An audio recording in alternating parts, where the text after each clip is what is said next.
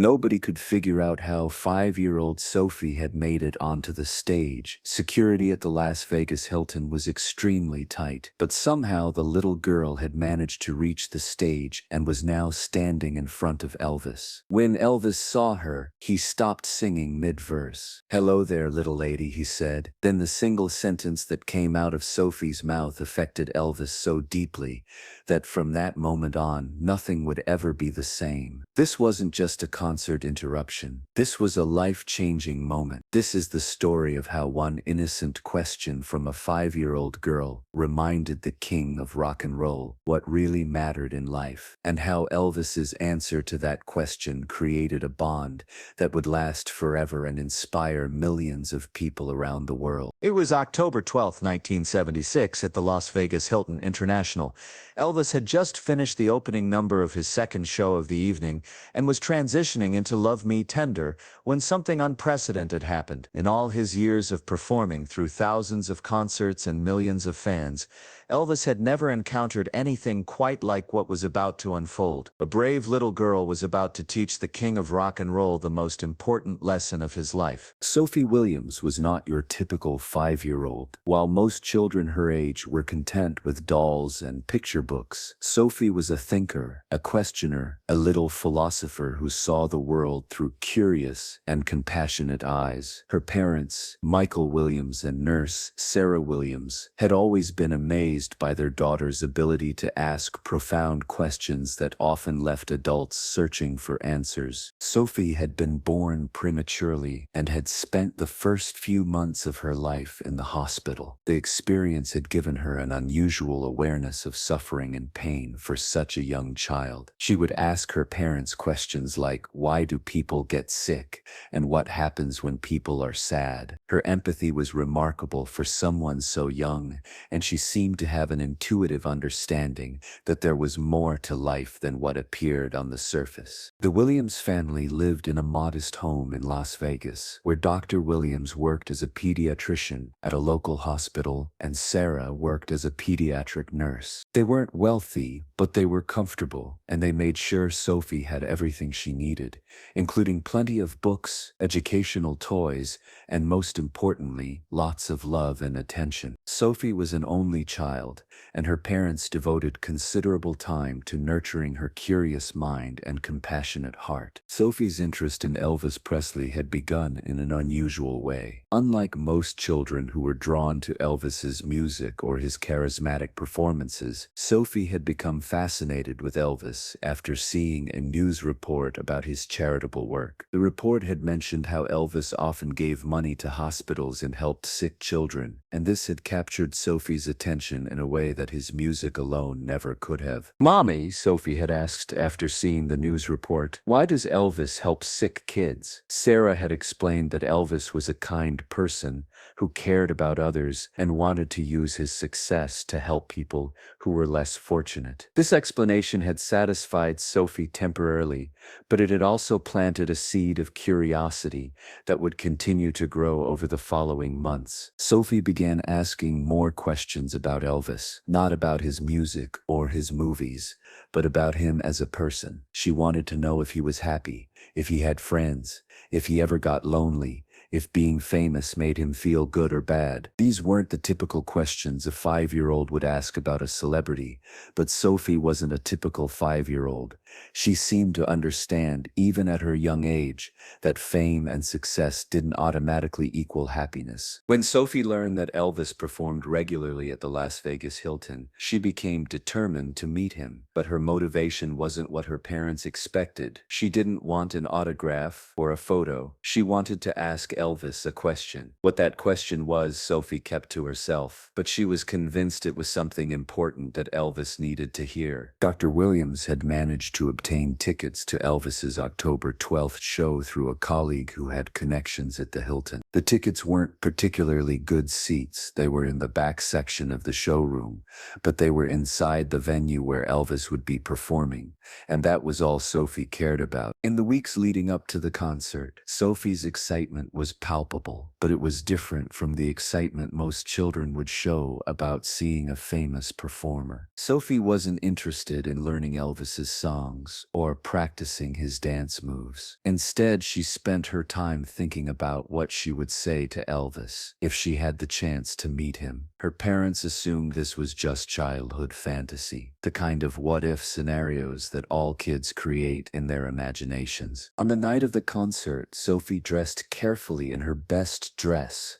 a little blue number with white flowers that her grandmother had bought for her birthday. She insisted on wearing her fancy shoes, white patent leather Mary Janes that she usually only wore to church or special occasions. Sophie seemed to understand that this was an important night, even if her parents didn't fully grasp the significance she was placing on it. The Las Vegas Hilton showroom was packed with 1,500 Elvis fans, and the atmosphere was electric with anticipation. Sophie sat quietly between her parents, taking in the environment with the serious attention she gave to everything that interested her. She wasn't intimidated by the crowd or overwhelmed by the glitz and glamour of the Vegas venue. She was focused, waiting for the right moment to execute whatever plan she had been formulating. When the lights dimmed and Elvis walked onto the stage in his iconic white jumpsuit, the crowd erupted in applause and screams. Sophie joined in the applause, but her attention was completely focused on Elvis himself. She watched his every movement, studied his expressions, and seemed to be evaluating something that only she understood. For the first part of the show, Sophie sat quietly, occasionally asking her parents to lift her up so she could see better over the heads of the adults in front of them. But her parents noticed that she wasn't singing along or dancing like the other audience members. She was watching, thinking, and apparently waiting for something. During Elvis's performance of Hound Dog, Sophie turned to her father and asked, "Daddy, how do I get to Elvis?" Dr. Williams assumed she was just expressing a wish to meet her hero and explained that they couldn't just walk up to the stage during a performance. "The stage is just for Elvis and his band," he told her. "We have to stay in our seats and enjoy the show from here." But Sophie wasn't satisfied with that answer. "I need to talk to Elvis," she said with the kind of determination that her parents had learned to recognize. When Sophie made up her mind about something, she was remarkably persistent and resourceful in finding ways to achieve her goals. Her parents exchanged worried glances, hoping their 5-year-old wasn't about to attempt something that would get them all in trouble. Sophie Williams was a smart and observant child, and she had been studying the layout of the showroom since they arrived. She had noticed that there were aisles leading toward the stage, and she had seen waitresses and staff members moving around during the performance. In her 5-year-old reasoning, if other people could move around, there must be a way for her to get closer to Elvis too. During Elvis's performance of Don't Be Cruel, when the audience was particularly engaged and her parents were focused on the show, Sophie made her move. She quietly slipped out of her seat and began making her way down the aisle toward the stage. She was small enough that most people didn't notice her immediately, and those who did probably assumed she was with an adult who was nearby. Sophie's journey from their seats to the stage area took several minutes, during which her parents had no idea she was gone. The showroom was dark except for the stage lighting, and the music was loud enough that they couldn't hear her moving around. Sophie navigated through the crowd with surprising skill for a 5-year-old, staying close to the walls and avoiding areas where security guards were stationed. When Sophie reached the area near the stage, she encountered her first real obstacle. The stage itself was much higher than it had appeared from their seats. From ground level, looking up at Elvis performing, Sophie realized that getting onto the stage was going to require some creative thinking. But 5-year-olds are remarkably resourceful when they're determined to achieve something important. Sophie noticed that there were steps on the side of the stage that the band members used to access their positions. These steps were guarded by security, but during Elvis's performance of Love Me Tender, when the attention of everyone in the room was focused on the emotional ballad, Sophie saw her opportunity. The security security guard near the steps had turned to watch Elvis, and Sophie quickly and quietly climbed the steps and stepped onto the stage. For a moment, Sophie just stood there, taking in the view from Elvis's perspective. The lights were brighter than she had expected. The crowd looked enormous from this vantage point, and Elvis was just a few feet away, completely absorbed in his performance. Sophie watched him sing, studying his face, and trying to determine the right moment to approach him. Elvis was in the middle of the second verse of Love Me Tender when he noticed movement in his peripheral vision. At first, he thought it might be a band member or stage crew adjusting equipment, but as he continued singing, he realized that someone was standing on his stage who shouldn't be there. This was highly unusual and potentially dangerous. Security was supposed to prevent unauthorized access to the stage during performances. But as Elvis looked more closely, he saw something that made him stop singing entirely. It wasn't a crazed fan or a security threat. It was a tiny child, no more than 3.5 feet tall, wearing a pretty blue dress and white shoes, standing perfectly still and looking directly at him with an expression of serious determination. Elvis stopped singing mid-verse, and the band, confused by his sudden silence, gradually trailed off as well. The showroom began to quiet down as 1,500 people tried to figure out what was happening on stage. Security guards immediately began moving toward the stage, but Elvis held up his hand to stop them. He was intrigued by this unexpected visitor and wanted to understand what was happening before taking any action. Sophie Williams, now standing on the same stage as Elvis Presley, seemed completely unintimidated by the situation she had created. The bright lights, the enormous crowd, and the presence of her hero didn't appear to overwhelm her.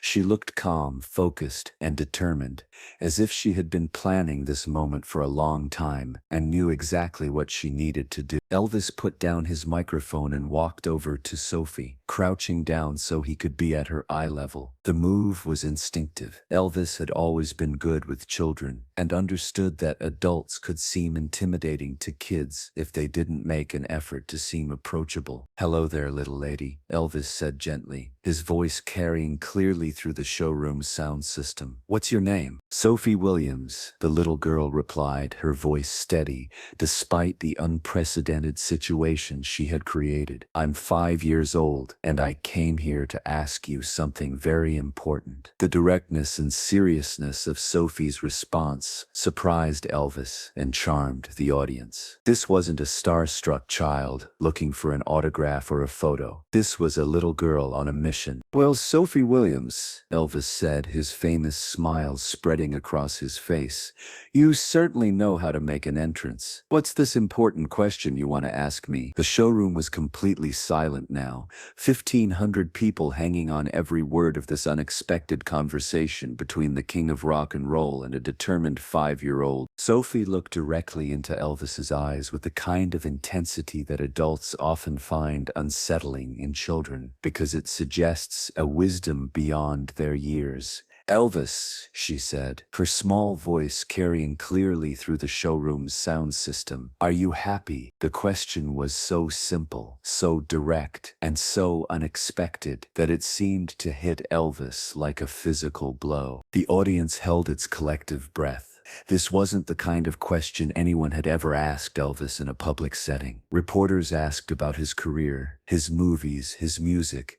Fans told him they loved him and asked for autographs. But no one, certainly not a 5-year-old child, had ever stood in front of him and asked if he was happy. Elvis stood up slowly, Sophie's question clearly having affected him deeply. He looked out at the audience, then back down at Sophie, and for a moment he seemed to be struggling with how to respond. The question had touched something in Elvis that he hadn't expected, and everyone in the showroom could see that this little girl had asked something that mattered. "That's a very good question, Sophie," Elvis said finally, his voice softer than usual. "A very important question. Can I think about it for a minute?" Sophie nodded seriously, as if she understood that she had asked something that required careful consideration. Elvis walked a few steps away, his back to the audience, clearly processing not just how to answer Sophie's question, but what the answer actually was. When Elvis turned back to face Sophie, there was something different in his expression. The question this 5-year-old had asked had forced him to confront something he had been avoiding, and the audience could sense that they were witnessing a moment of genuine vulnerability from someone who usually kept his private thoughts carefully hidden. "Sophie," Elvis said, sitting down on the edge of the stage so he could be closer to her eye level,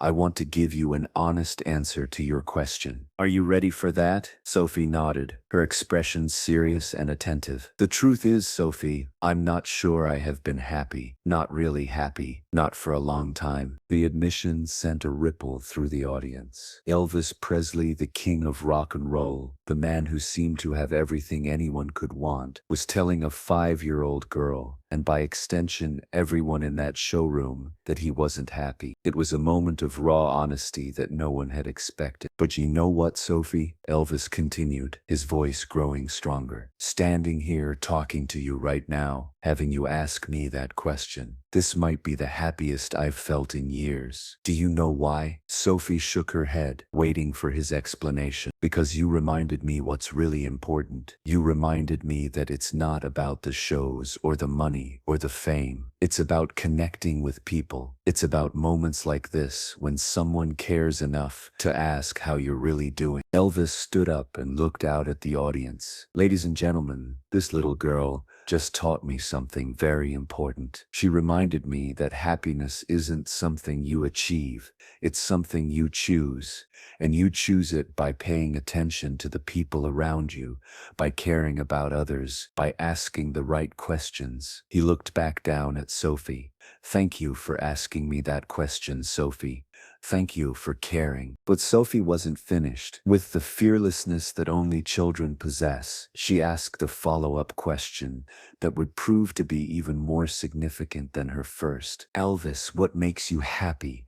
I mean, what really makes you happy?" The question showed a level of emotional intelligence that was remarkable for a 5-year-old, and it demonstrated that Sophie wasn't just asking random questions. She was trying to understand something important about happiness and success. Elvis thought for a moment before answering. "You know what makes me happy, Sophie? Helping people, making people feel good. When I can use my music or my success to make someone's day a little brighter, that's when I feel the best. But I think I forgot that for a while. I got caught up in all the other stuff, and I forgot why I started singing in the first place." Elvis then did something that surprised everyone, including his own band and crew. He picked up his acoustic guitar and sat back down on the edge of the stage next to Sophie. "Sophie, would you like to help me with something? Would you like to help me remember what makes me happy?" Sophie nodded enthusiastically, and Elvis began playing the opening chords to "Love Me Tender." "This song is about love," Elvis said to Sophie as he played. "Not just romantic love,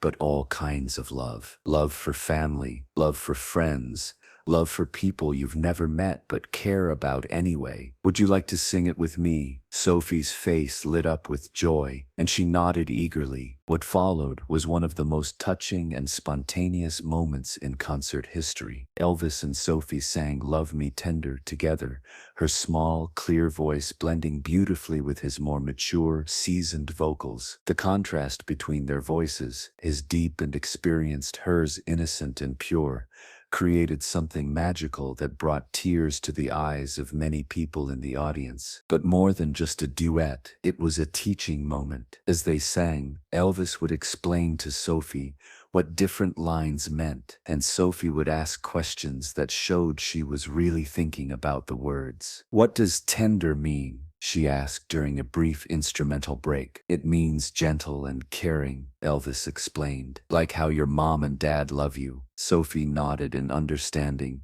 and continued singing with even more emotion. The audience was mesmerized. Here was Elvis Presley, one of the most famous people in the world, taking time to teach a 5-year-old about love and happiness during what was supposed to be a professional performance. It wasn't just entertainment anymore. It was education, therapy, and inspiration, all rolled into one incredible moment. When the song ended, the applause was thunderous, but it had a different quality quality than usual. This wasn't just appreciation for a good performance. It was recognition of something deeper and more meaningful. People were crying, laughing, and cheering all at the same time, overwhelmed by the beauty of what they had just witnessed. Elvis stood up and addressed the audience. "Ladies and gentlemen, I want you to remember this moment. I want you to remember Sophie Williams, who had the courage to ask an important question and the wisdom to listen to the answer. She just reminded all of us that the most important things in life are the simplest things: caring about each other, asking how people are really doing, and taking time to connect." But Elvis wasn't finished with his transformation. Sophie's questions had sparked something in him that went beyond just that evening's performance. "Sophie," he said, "you asked me what makes me happy, and I told you it's helping people. Would you like to help me help someone tonight?" Sophie nodded eagerly, and Elvis looked out at the audience. "Is there anyone here tonight who's going through a difficult time? Someone who could use a little extra love and support?" Several hands went up throughout the showroom, and Elvis began pointing to different people, asking them to share briefly what they were dealing with. There was a woman whose husband was in the hospital, a man who had recently lost his job, a couple who were struggling with infertility. Elvis listened to each story with genuine attention and compassion, and then he did something unprecedented. He announced that he would be personally providing assistance to each person who had shared their struggle. Not just money, but ongoing support, connections to resources, whatever they needed to help them through their difficult times. Sophie's simple question had started a chain reaction that went far beyond that night's performance. Elvis's public declaration of his commitment to helping the audience members who had shared their struggles created a new model for how celebrities could use their platforms. But more importantly, it had sparked a personal transformation in Elvis that would affect the rest of his life. In the weeks following the concert, Elvis followed through on every promise he had made that night. He personally contacted each person who had shared their story, providing financial assistance where needed, but also offering emotional support and ongoing friendship. He established a foundation to help people in crisis, with Sophie Williams named as the honorary first board member. Sophie's parents were amazed by the impact their daughter's question had created.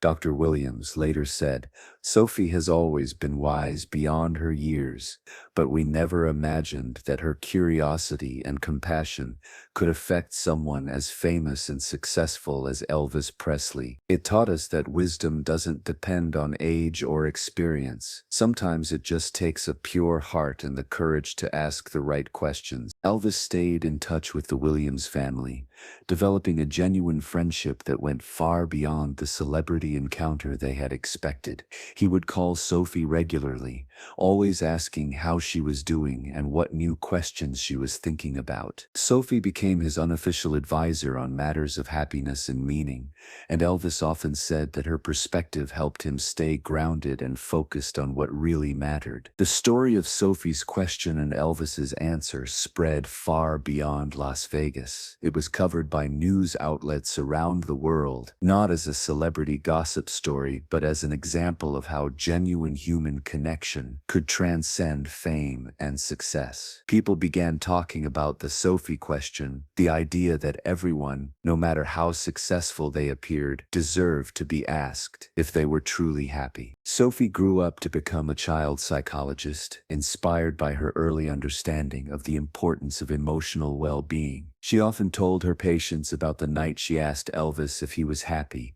using it as an example of how powerful the right question could be. "Sometimes," she would say, "the most important thing you can do for someone is simply ask how they're really doing and then listen to their answer." Elvis lived for less than a year after his encounter with Sophie, but those who were close to him said that his final months were marked by a peace and purposefulness that had been missing from his life for years. He often credited Sophie with helping him rediscover his joy in performing and his commitment to using his success to help others. The Sophie Williams Foundation, established with Elvis Elvis's support and named in honor of the little girl who asked the important question, continues to provide assistance to families in crisis. Sophie, now in her 50s, serves as the foundation's director and has dedicated her career to helping others find happiness and meaning in their lives. That night taught me that everyone has the power to change someone's life, Sophie says. It doesn't matter how old you are or how famous the other person is. If you ask the right question with genuine care and love, you can create a moment that matters forever. Sophie's question to Elvis has become a model for therapeutic intervention, taught in psychology programs as an example of how simple, direct questions can break through barriers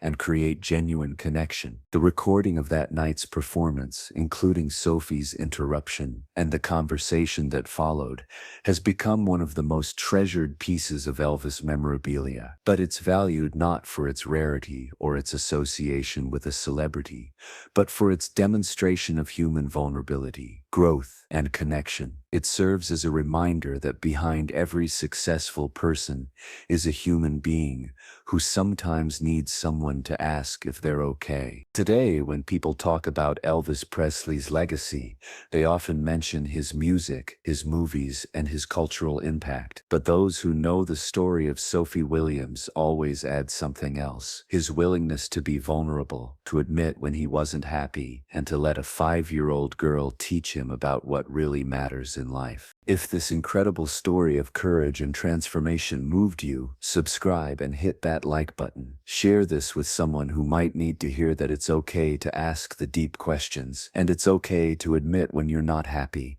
Have you ever asked someone a question that changed everything? Share your story in the comments, and don't forget to ring that notification bell for more amazing stories about the moments that remind us what it means to be human.